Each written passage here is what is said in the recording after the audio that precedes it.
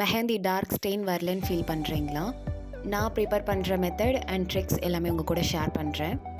5 filter எண்ணா powder 50 gram எடுத்துக்கிறேன். Sugar 30 gram எடுத்துக்கிறேன். சுகர் எப்போவுமே கொஞ்சம் எக்ஸ்ட்ராவே ஆட் பண்ணிக்கோங்க. அது உங்கள் மெஹந்தி உதிர்ந்து கொட்டாமல் பார்த்துக்கும்.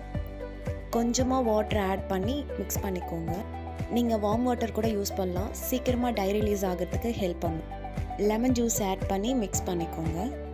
லெமன் ஜூஸ் டை ரிலீஸ் ப்ராசஸை ஸ்பீடப் பண்ணும், ப்ளஸ் டார்க் ஸ்டெயினுக்குமே ஹெல்ப் பண்ணும். ஃபைனலாக எசென்ஷியல் ஆயில் 50 கிராம் எண்ணாக்கு 15 ml ஆயில் யூஸ் பண்ணியிருக்கேன். இதில் eucalyptus, clove oil, tree oil, lavender and bridal mix use பண்ணியிருக்கேன்.